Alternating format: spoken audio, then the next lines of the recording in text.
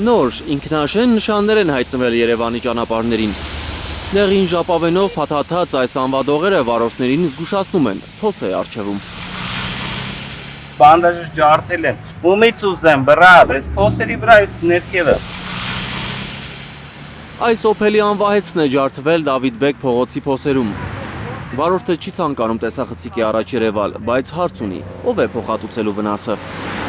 Չի կարելի, գոնե ավազ դրվեք, ափսոս այն ավտո չի մնացել։ Թանկարժեք ամենագնացով փոսերի փողոցով անցնող այս տղամարդը հավանաբար լսել է փոսերը ծածկելու քաղաքապետարանի մոտեցման մասին ու նույնը կրկնում է։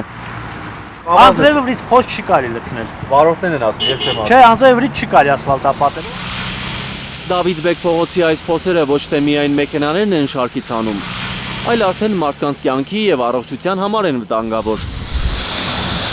Երեքշաբթի 25-ից ավելի մեքենա է ընկել այս փոսերը։ Ինչքան շատ է փոսերը հնայ։ Անվադողերը պայթել, անվահեցերը ջարդուփշուր են եղել։ Ֆոտոլրագրող Գագիկ Շամշյանին դեպքի վայրում վարորդները պատմել են, որ խորը փոստ ընկնելու հետևանքով գլխով հարվածել են դիմապակուն։ Փոսերի պակաս չկա նաև Դավիթաշենի կամրջի վրա, 8 մեքենայի անիվել այնտեղ է պայթել։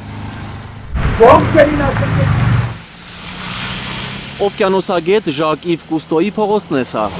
Ֆրանսիացու անվան փողոցում օվկիանոս հիշեցնող ջրափոսեր են ամեն քայլափոխի։ Սրա լիքը։ Վարորդները էլ չգիտեն ինչպես շրջանցել փոսերը, մի փոսից հազիվ խուսանավում են, ընկնում մյուսի մեջ։ Էդգար Ղուշչյան, Միլենա Պողոսյան և Գագիկ Տեր-Ղազարյան, Հայլուր։ Հայաստանում և աշխարհում տեղի ունեցող իրադարձությունների մասին առաջինն իմանալու համար բաժանորդագրվեք մեր ալիքին, սեղմեք զանգակը, որ բաց չթողնեք ամենահրատապը, ամենակարևորն ու հետաքրքիրը։